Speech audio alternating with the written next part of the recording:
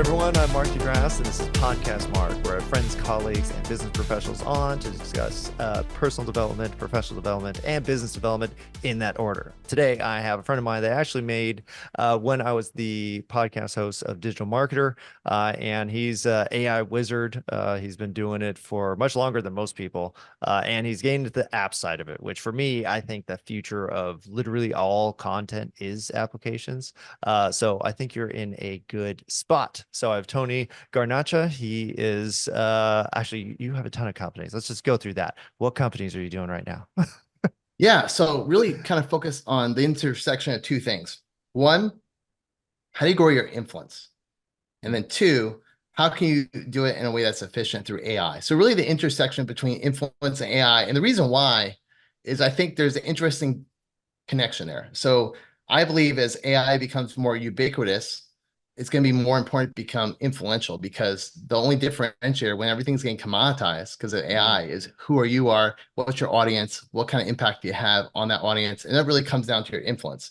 But then on the other side, there's so much challenges with marketing to grow your influence, and there's really three I talk about specifically. There's a lot of fragmentation. So how do you be everywhere all at the same time? Once you get into a particular channel, how do you differentiate yourself so you're actually competitive? And so how do you break through that noise? And so I think those, and there's a couple other things to it as well. But in summary, how do you actually become more efficient doing that? And that's where AI comes into play. So I think it's a really interesting area to play between influence and AI, just because of how the world's dramatically changed just over the past year or so. Oh yeah, well, and I think it's well, I think we're still on the edge though, because even when I started using it, I'm like, man, I'm behind the eight ball. Like people have been using this for a couple years. I think I was probably like mid 2023 when I was using it. Well, all 2023 I was using it a lot, but probably mid 2022 is when I started using it. And even then I was like, man, there's people have been doing this for a while. Like they're doing some really neat stuff. And then I got on board. But even now, I think people are barely starting to talk about ChatGPT. Like you're That's true. 90% of the population. And I'm kind of hesitant to tell people now because I'm like, I think it's going to evolve into something really different soon, but I don't know what, and I don't know whether to get you into it now or not. Yeah. So, why don't you kind of explain your AI journey and kind of how you, because I knew you had a different business before, and then you kind of refocus it all to AI, right? Yeah. So before all this came into play, I was focused on really messaging. How do you create a Mm. message that has an impact? Because I believe your influence is tied to your messaging, your ability to communicate clearly, succinctly, really people don't spend enough time on that. And so years ago, I started to create a platform, a software platform where I have a marketing agency to help people with their messaging. And back then, there wasn't AI. And so all you had was like basically text replacement. So I created like little, value proposition statements. They all had little brackets, and you could, replace the text and the graphics. And it was a flop. Like nobody wanted this thing. The Too software much work. wasn't very popular. I practically forced my team to use it. They weren't digging either. I said Uh, that's a really bad sign when your own team doesn't want to use your software. And that's when I kind of let that go. And the pandemic hit. And I said, okay, well, I have to kind of go in a different direction. We lost 80% of our revenue virtually overnight. And so had to pivot into something else. And at the same time, I was writing a book, I was working on some courses. I was like, okay, what's the best way to promote this? This is where I thought podcasting. Podcasting is a great way to do like a podcast book tour. And then during the pandemic, after we lost all that revenue, I decided to pivot into software that mm. serves the podcasting world. And lo and behold, what is podcasting? Well, at the essence, it's really communication. And so I took all the software I build, repositioned it for podcasting, and then a couple of years into this, what hits AI, and then all of a sudden, all these frameworks I created, Uh, all these kind of brackets and terms, and where I fit all this in, kind of came to be really valuable, because now when you leverage those frameworks and templates with AI, it kind of takes everything up to another level. So I was kind of fortunate because I was very early in building the foundation, because the foundation, you can start AI very quickly, but if you don't have the knowledge base and the systems and everything in place before it, you're just kind of flailing. And so I was kind of mm. prepared for this kind of dramatic change. Oh, I love that. Well, yeah, I love how it wasn't like all those things, all those businesses that didn't succeed as far as you wanted them to, were still useful. And I always tell people that it's like the development process is value all by itself. Now, will the final product actually produce a profit and make you all the money you want? Maybe not.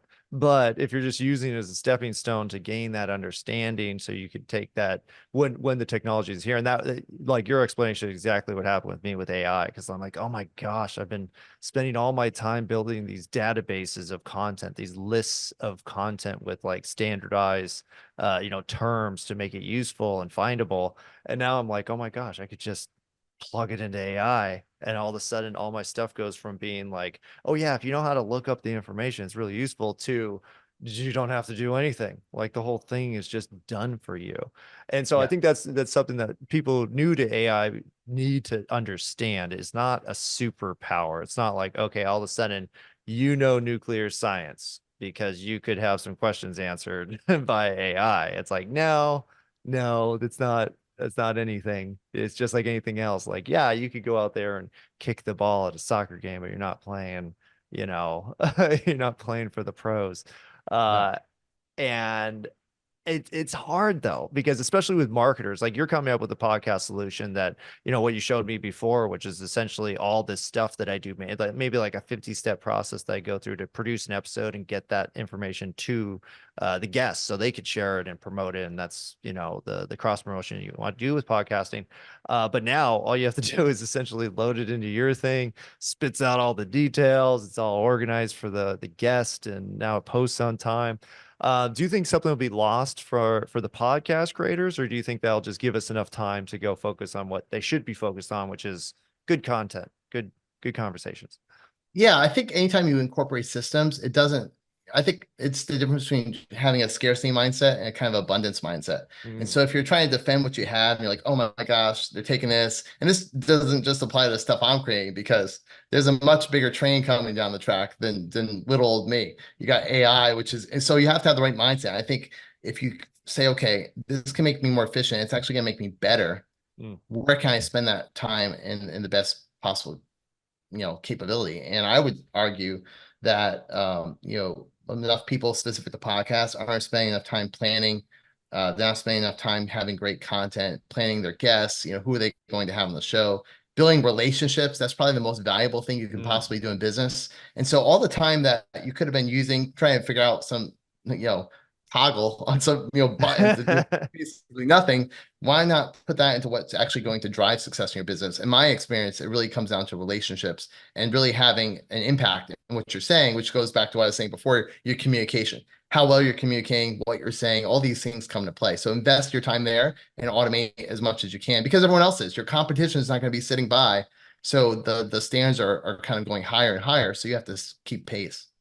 No, I love that. And even as I was coming up with the question, I was like, I sort of answered it because it doesn't matter. Like your ability, well, and I think that all of marketing is kind of, especially digital marketing, has been built off of the capabilities of the few people who understand how to Yeah. use the whatever. If you know how to use Facebook, like you're a magic, you know how to use Facebook. But it really has nothing to do with like making good content, coming up with the good messaging and the offers that you talked about, dealing with clients and making sure your clients are happy. Like those are the things that I think as humans we need to be worried about. Like who cares how the data is processed other than making sure it matches with the messaging and the target audience. But the copy and pasting, some of the stuff you show people, I'm sure you do the same thing where you show them like a prompt and you're like, look, you could just do this, and they're like, oh my gosh, that's incredible. Like that's magic. It's like, no, this is boring crap that we shouldn't have been doing ourselves anyways. Yeah. Like, Yeah, absolutely. and And it's well, it's a lot tough for of time, people to realize. yeah, I think it's taken away, unfortunately, like overseas, like a lot of that work was getting outsourced anyway. Mhm. And so I think that inevitably was going to happen. I think they're at bigger risk, if anyone, Yeah. than the people, if you're a director of some marketing company or, own a agency, you're already thinking about saying that off. So now it's getting replaced to the next level. So that's really who, I think is going to suffer the most, is the low talent labor. Yeah, well, it's because that's robot work as far as I'm Correct. concerned, Correct. and honestly, you feel bad for the people because you're like, oh man, all these jobs are going to be lost. But it's like, I don't think people should be doing robot work. Like Correct.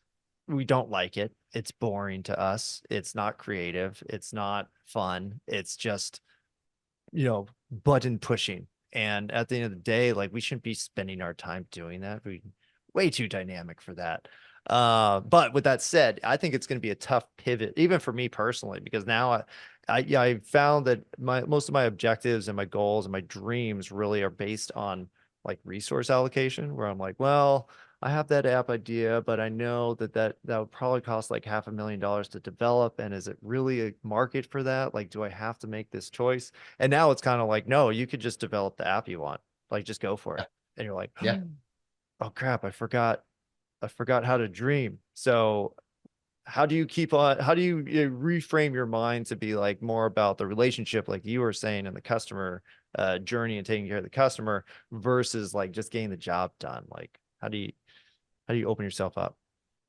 Yeah. So I mean, I'm fortunate because, well, I think most entrepreneurs are like this. They have no lack of ideas, right? It's That's really the true. execution. So I think what is different with AI is now you can release much quicker. And so for me, I'm, and this is nothing new. You look 20 years ago, they talked about minimum viable products, right? Mhm. MVPs. And so I think now you can test those concepts very quickly and have actually a working prototype. Because part of me with the MVP, it was like, it sounds good, but if you actually throw something out there and people don't like it and it's not really developed enough, then people don't like it either. So it's always like a fine Yeah. line. So now you can kind of have your cake and eat it too, because you can release quickly, but also have the AI and create the code yourself where it Mm. actually is something that's much more appealing to the market. And then you can kind of get once you get the foundation, you're growing and there's market demand, then it's much easier to raise the capital or help hopefully self-fund it. And I think I was actually watching a very interesting podcast the other day. I can't remember which one it was, but basically they're a well-known show. I can't remember the name off the top of my head, but they're basically three billionaires and they're talking about VC and how the world is going to change and that. And I think what's going to happen with AI as well is you're going to have lower fundraising. So instead of Mm. asking for 500,000, you might be asking for 100,000 because you can do it a lot of it on your own and expensive with AI. And if you're going to ask for 100,000, why even ask for 100,000? Why not just self-fund it? So I think the VC, Mm. world is going to change a lot too, and there's going to be constriction on them as well. So it's going to change everything. It's a very, very interesting time to be alive right now. Oh yeah, and I think anybody who's I'm hoping people aren't still underestimating what's happening, because I'm like the layoffs are happening. Like Yeah.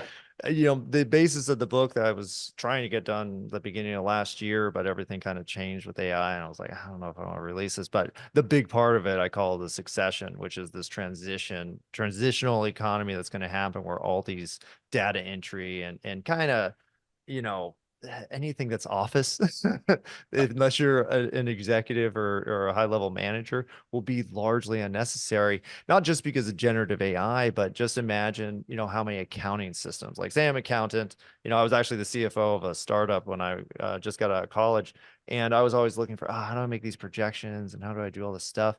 And now I could literally just make a piece of software if I want for a regular accounting issue. Doesn't have anything to do with AI necessarily. It's just a thing I needed, an app I needed to process.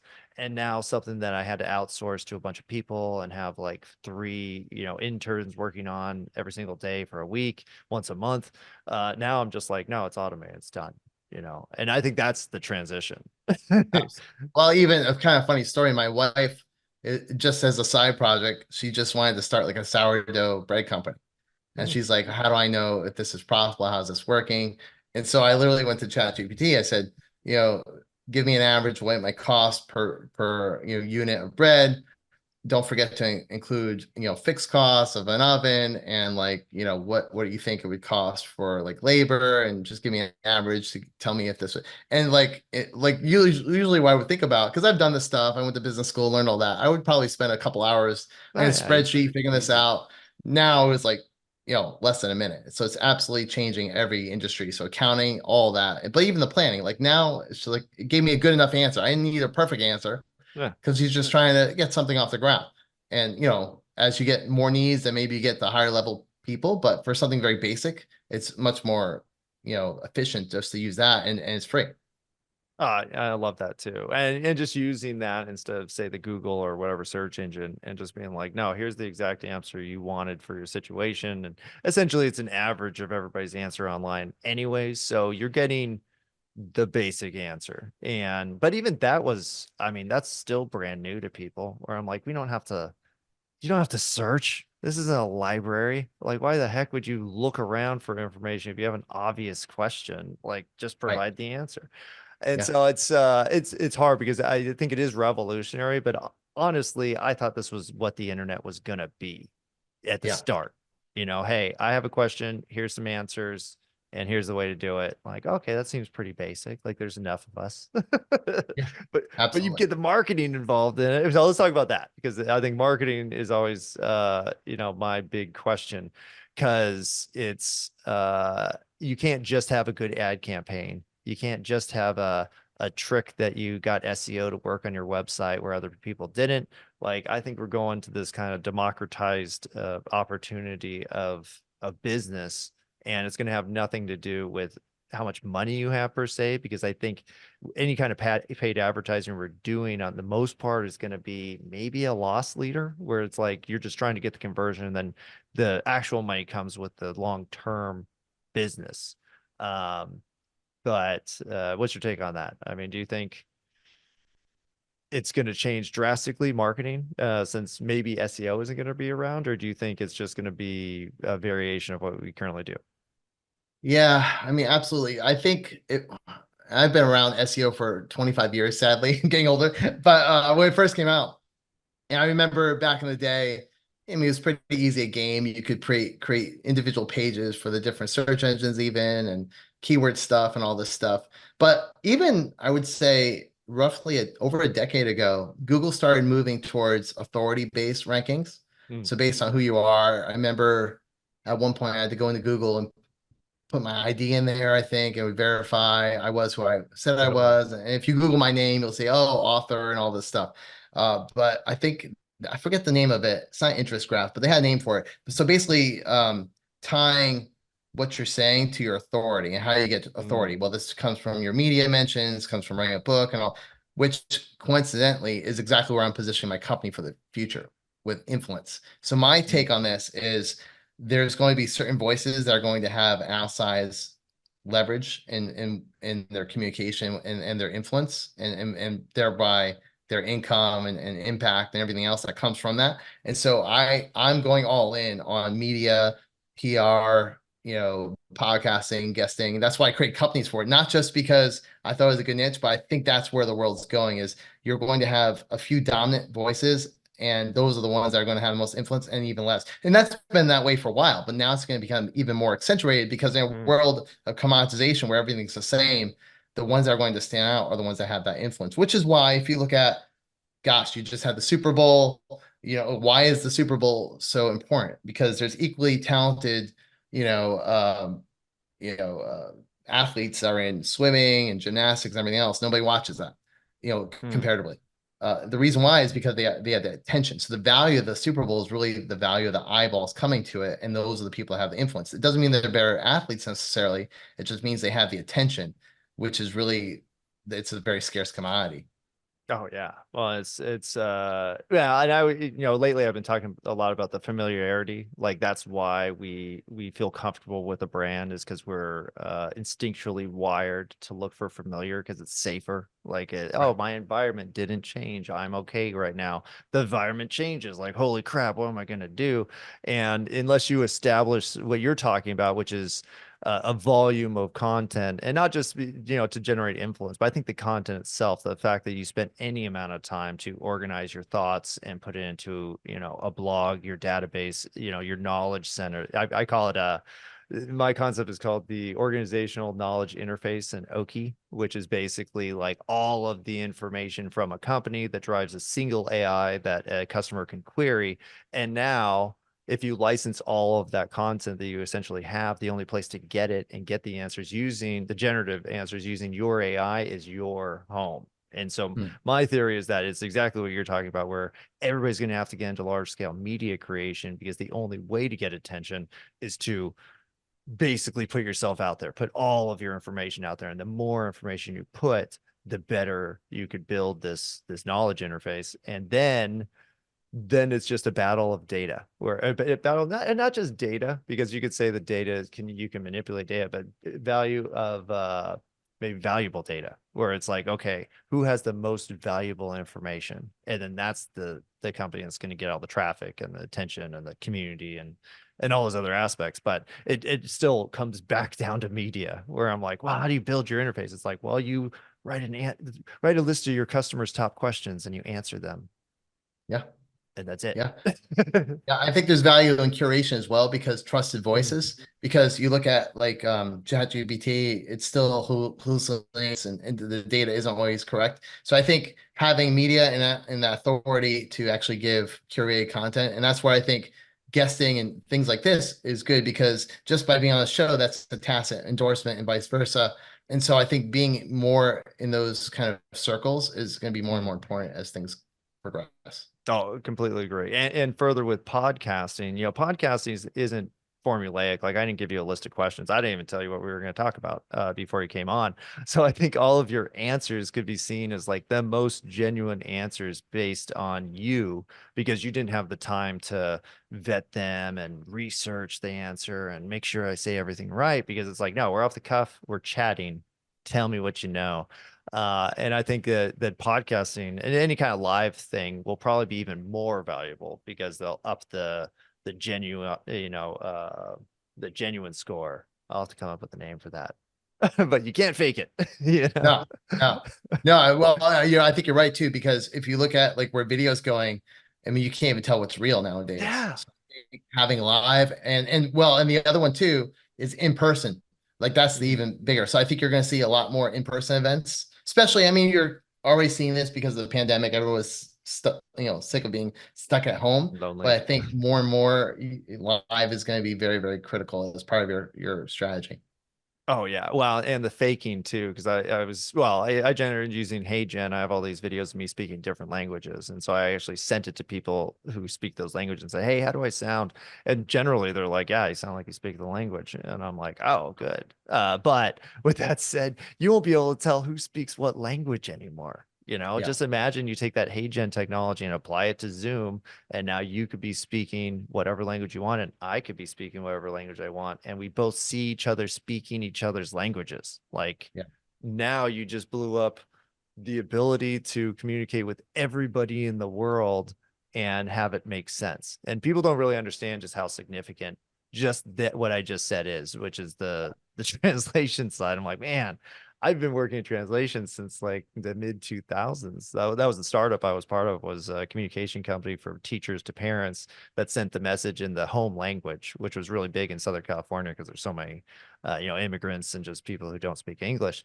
And back then it was just like mind blowing. And now it's like, no, you can just do that all the time. And now you can connect with people like never before, because no matter what happens, like reading a translation is not the same as me speaking your language, and you see my lips move in the right way, and the mannerisms I actually have while I'm delivering that message. I mean, there's so many nuances. But no, I think you're totally right. The live factor, the importance of content, like literally I like, if I prepped you for this call and you said all those things, I'd be like, like, I told you to say that. I'm like, this is incredible. We were totally on the same page. Yeah. Imagine a world where your brand transcends visibility, embedding itself into the consciousness of your customers. Welcome to the AI Branding Bootcamp, where this vision becomes reality. Dive into AI-powered research, strategy, and execution to create a brand that's not just recognized, but felt. From crafting your brand's avatar to mastering AI-generated content, emerge with a brand that resonates deeply. Ready to transform your brand into an unforgettable experience? Join us at the AI Branding Bootcamp. The future of branding begins now.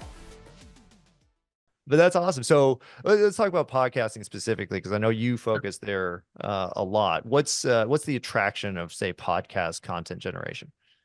Yeah, I like podcasting because I consider it the Swiss Army knife of marketing, meaning it's highly leverageable. You do one thing and you get 20 things out of it. So just by being on one podcast, A, you're building relationships. B, you have an opportunity to get referrals. So a lot of times I'll take that interview and say, hey, who else might I be a great guest for their show? Or, hey, I think I have a great show you would be a good guest on. So it goes reciprocally.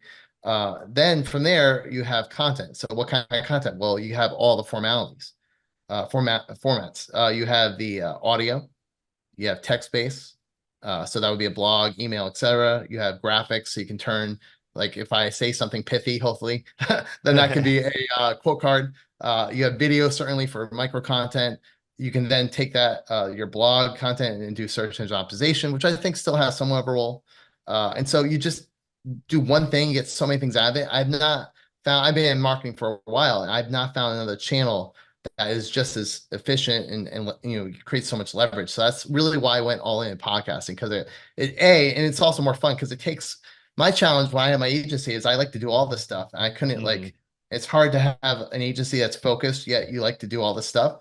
And so this actually enables me to be in different verticals, different niches, but at the same time, do all the interesting things I love. So that's really the other reason why, just because it takes advantage of all my skill sets. Man, that's another great answer, because that's exactly what I tell people. I'm like, man, if you want to make lots of content, like, then just podcast. You don't have to think about it. Because if you compare it to, say, writing an article, okay, well, even writing an article with AI, still got to come up with the concepts, unless you just are writing crap. Which, if you go into AI and saying, write me an article about whatever, and not checking it, then that's not content marketing. That's nothing. You need to have the concept, and you need to have your writing style or your brand's writing style. Then you got to apply it to the concepts and make sure those concepts agree with your solutions and are connected to those solutions. And then you got to optimize the post and the links and the banners, and then you got to share it and blah, blah, blah, blah. And it takes a ton of time. And at the end of the day, it could be a crap article and might not do anything for you at all, versus a podcast where who knows what's going to happen. Plus, yeah, I mean, we're doing video. I'm going to post this to YouTube. I'll post it to, 10 different podcast networks. I'll put a post on my website. So there's even without converting it to an article, I now have a piece of SEO content. I can put the transcription in there. And then you're right, take the transcription, turn that into multiple articles, use as a script to make for a video for me. Like, I mean, it just goes on and on. And now with AI tools, you have like video is what we use, or what I use for short form content. But I mean, something like that. And I think people who haven't done it themselves don't appreciate just like it could take you a day. Like if I said, okay, I'm going to make a podcast, I'm going to post a podcast, I'm going to do all the graphics, I'm going to do all the pages and blah, blah, blah. That's 6-8 hours, no problem. But now with AI, I mean, I'm telling people like after this episode, if I want to process and get it up by noon, which is an hour and 10 minutes from now, I could probably do that. Like that's not that hard. And it's incredible. No. Well, and the other thing too with podcasting, like some people want to make money off of it too. So that's the other thing too. I didn't even mention this because it's so like this, the marketing is just so crazy, but you can monetize it too. So you can use it to, if you have your own show, as a lead generator. So for instance, I like to work with one of my core targets is SaaS companies. So I haven't even launched this podcast yet, but I'm launching a podcast called AI Tools and Trends, where I'm talking about tools and trends in podcasting. All I did was put in my LinkedIn profile, podcast host, AI tools and trends. I did a couple of interviews. I haven't officially launched it. I get people all the time, asking to be on my show. It's not even live. And so you can get leads from it. You can get sponsors from it. You can get direct sales from it. I mean, so there's a whole sales component too. So if you're a B2B company and you have a high target client, like if you're an agency or enterprise SaaS or anything like that, having a podcast is a no-brainer, because you can get those folks on your show, build a relationship, and then a lot of times it turns into sales opportunities. But even if it doesn't, you're building your authority in that niche by interviewing those thought leaders. And then if you do it correctly with co-marketing, like I talked about before, they're sharing their content to their circle. So you're getting kind of exposure to that whole world. So it's kind of a no-brainer. Oh yeah. Well, and like we talked about earlier, the volume. I did 14 podcasts last week. That was my big post. Like I did 14, and that wasn't even the most. I think during TNC back in 2022, I think I did 30 during like a 3-day window. And then it turns out that one of the mics was like totally not working, and so I didn't actually use any of it. But you can't do it. That was brutal. And if you have a team and any kind of automation, like it just gets faster and faster and faster. And what I actually teach people is, man, you personally will evolve to find what the show is supposed to be just by having the conversation. So it's a very organic process of both creating, vetting, and evolving content. And all you're doing is having meetings, which we're all doing anyways. Right. Right. So Yeah. that's great. Well, I love how you mentioned the networking component because that side of it, using podcasting as a prospecting tool, I think continues to grow in popularity. So is that kind of what you teach people to do too? Is Yeah, I teach four models. One, how to monetize through guests, like we just talked about. So with that model, you would do outreach, or a lot of times where you don't even start there. You might start with people that were in your sales pipeline 2, 3 years ago. Reach out to them, say, "Hey, I launched a new podcast. Would be open to being a guest." Could be lost leads. So it's a great way to kind of reactivate people. But then you can also do outreach, or a lot of times people go to networking events. That's a great place to get guests. That might be a sales prospect as well. So that's one model. My favorite one is not that, however. My favorite one is to do joint ventures. So same idea. You have people that would be on your show, but they share your audience. And instead of selling them, you sell their client base. So they become a partner and it's a joint venture arrangement. That's my absolute favorite. You can also do sponsorships if you do it correctly. And the way I teach sponsorships is very different. Most people need listeners. With my model, you actually don't need any because actually this is a new piece of software I'll be launching later this year. But basically what it does is it aggregates all your properties into one place. So when I sell sponsorships, I talk about, okay, what are your properties? What's a property? These are containers. So it might be a podcast, it might be a blog, it might be a website, it might be a book. Content is what goes in those properties. The more content you create, the more valuable those properties because it gets more distribution. And then the third part is your list, your email list, retargeting list. And so my software basically aggregates all your content, all your properties, all your lists into one sales presentation that sells based on value as opposed to purely listeners. So that's how you monetize a sponsorship. And I'm working deals with like some very large sponsors right now with the NFL. And so those are the kinds of sponsorships you can do at that level, and you don't need any listeners. Like launching podcasts that have sponsorships before they're even live, like kind of like I did with lead generation. You can do it with podcasts as well. So that's a different model. And there's some other ones too, but those are kind of my favorite models. It's a sponsorship. JV is my absolute favorite, and then direct sales. Yeah, I love it. Wow, and you have it all written out. It's like here's Yeah, exactly I've what to yeah, do. Oh, that's yeah. fantastic. Well, I think you're doing an amazing job with that. And the software component that you showed me, that's in development right now for the sharing Yeah, side? that one's launching probably. I have it for private clients, so we do have private clients, and then it's going to be released to the masses next month in March. Wow. And Well, it so looks that's super cool. oh, thank you, thank you. And that's actually going to be a freemium model. So the idea is to launch it for free, to build Nice. because I think the fastest way to grow. We didn't get into this, but I think the fastest way to grow your influence is content's definitely one of them. But let's face it, it's really hard. It's much harder. So my idea is to create software and give it away for free so that I build Mm. my influence that way because that is adding more value a lot of times than even content because you're helping people do things faster and so or easier. And so my strategy to build my influence very quickly from basically nowhere to really a high level is by incorporating software. Man, well, that's super smart, and honestly, I think that's the future because before it just wasn't possible. It's too expensive, took too much, technical skills. Like it was just impossible. And now you could actually do stuff like that, provide people with real solutions that provide the actual result, rather than what we had to do before, which is essentially be like, I promise it'll do this if you do these 50 things, and everybody's like, Correct. well, I want it now. And you're like, okay, well, now we could do that. And now it's so easy that there's no reason why companies shouldn't do it. And honestly, with articles I write right now, I'm like, man, I used to have to write these articles and just kind of hope people got the gist so they could execute it themselves. But now what I could do is just include a prompt and be like, Yeah. hey, how would you like to have your own custom plan based on this philosophy? And then it's like just copy and paste it in. Now you have something of real value, and now here we go. Yeah. Now, I think for last question, with all this automation, things are getting way easier, and we kind of covered this, like what you're supposed to do. But things are getting easier. Do you think there'll be like an explosion of like, oh my gosh, there's like a billion podcasts now, and then how could somebody, using your techniques, break free from that mess of too many people doing Yeah, podcasts? so it's interesting because I have acquired like the database of podcasts, like various ways to get this data.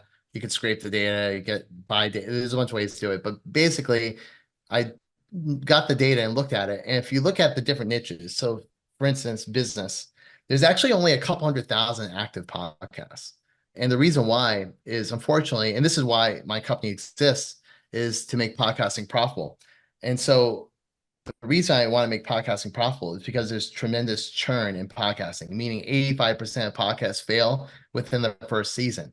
And why is that? Well, I think it's because they're not profitable. And I don't mean making money necessarily. That's definitely one definition of profitability, but I mean profitability in terms of accomplishing their goals. And usually it's to grow their audience, their impact, or their income, one of those three. And so if people don't feel like they're doing that because, it's only my mom listening or, it's just not getting traction, then it's not profitable. And so that's really the core challenge and what I'm trying to solve with all the different companies within Castosity.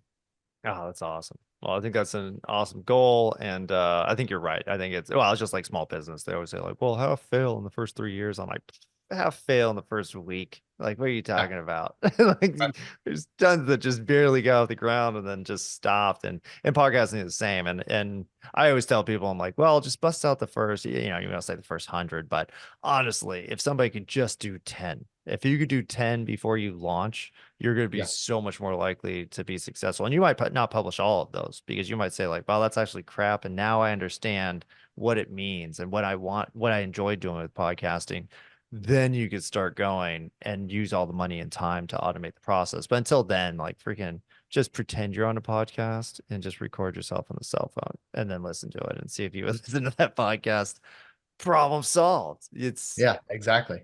But I think great. that's why you're not, to kind of get back to your original question. That's why I think it's still a great time to do podcasting because it's not, if you look at, I did some analysis as one point, I can't remember the numbers, but there's like what, a billion, YouTube channels or some crazy number. Look at it, like there's I don't know how many blogs. So if you look at the trajectory of podcasting and put it alongside YouTube, or Mhm. alongside blogs, I think we're very much in the infancy because there's just not that many relative to those. So 200,000 might sound like a lot, but when you look at the population of the world and in even the United States, it's like nothing. Yep. And it's that's a great way to look at it. I mean, it's just and same thing with AI, like using Yeah, AI, like right. just get on board. Like you're going to be in the top 10% of people who ever tried it because very people are trying it. And honestly, I think right now is the most important time to do it because we still understand the kind of concepts behind app use. Nobody really talks about it, but like Facebook isn't an easy app to use. It's difficult No, to find crap. It's difficult to find your friends sometimes and names and where do I go to my page and where do I go to the marketplace and where do I go? Like they're all very poorly designed. So what's actually forced us to do is essentially become like user face developers where we're trying to teach ourselves how to use the different systems. And honestly, I think because of AI, all of that's going to go out the window. If you don't have something that's just like click, click, and it does the thing that you said it was going to do, people are just going to be like, nope, that's too much work. I'm finding a solution where they actually care about their customer. And so I think we have a major advantage because we are the transition where it's like, okay, it's going to get super cool. We came from the time when it was super difficult to use and lame. And so now we get to use all those skills to create something unique. So if you've ever thought about doing a podcast, ever thought about getting into tech, or maybe you have time on your hands because you're one of the millions of layoffs that are coming and have already happened, then now's the time. There's zero excuse. Do that and, fix your diet and exercise and you'll be yeah, fine. absolutely. I mean, the one thing I can share is every single advancement I've had in my career, whether it was in the corporate world or as an entrepreneur, it really came from the idea of riding the wave. So what do I mean by that? So if you can ride kind of where things are going and be at the leadership level of that. So in my career, I was super early on in SEO, which Hmm. opened so many doors I can't explain. I was Google's partner of the year and was way ahead in AdWords at one point. That was one of the biggest drivers of my career, really taking off in the corporate world. Social media, I didn't do as much as social, to be honest. I kind of missed that wave somewhat. I regret that. But I have not seen a tsunami. So those are waves. I've not seen a tsunami like AI. So I highly recommend people get into that. And I think podcast is still early too, but there's no bigger change I've seen in my career than AI. So I highly recommend, even if you're like know nothing about computers or anything, just like go on to ChatGPT. It's a great place to start and just start putting some prompts in and see what happens. And it's very magical. I think it's excellent advice, and and you're still early. At this point, it's like, no, there's still so much more that can happen. And honestly, even though I don't consider myself an expert, people are like, oh, Mark's an expert at this, and I'll go to a dinner, I'll be like, oh my gosh, I just learned like 5 new things I can do, and that I haven't even considered. And so, even if you've used it a lot, like just double down now, keep going, keep trying some stuff. And I always use it through examples like, hey, I want to learn this. And so I'm actually going to make the thing, make a cookie machine or a board game or anything you're interested in. Just go out, do it, see how it goes. You might love it. And then now you can actually execute it because we have AI. So thank you so much, Tony. Really appreciate all your time. Love what you're doing in space. I'm like, it's incredible how aligned we are on where we see, marketing and business going. So where can people learn more about you and your companies? Yeah. So best place is meettonyg.com. From there, you get links to my podcasting platform, my podcast guesting platform, and my AI tools and trends links, which is to the podcast. And right now, there's actually a directory there already in place. So that's the best place to check me out is meettonyg.com. Fantastic. Well, thank you so much, Tony. Really appreciate your time. Love your perspectives. And I wish you well. I think you will make a big impact. If it's what I saw, I was like, oh my gosh, this would be so much faster than what I currently do in terms of processing podcasts. But if anybody's interested, I am going to publish probably a few pieces of content just talking about like, here's how I do it. And it's relatively easy, but there's a lot of steps to it. So check that out. Check out Tony. He'll save you a bunch of steps, but still concentrate on learning stuff because I think that'll help you out in the long run. And thank you for listening. All right. Thank you. All right. Thank you so much for listening. This has been Podcast Mark, and I am Mark G. Grasse. I'll be back soon with more friends, colleagues, and experts to talk about AI, personal development, business development, and a lot more in the near future. Stay tuned.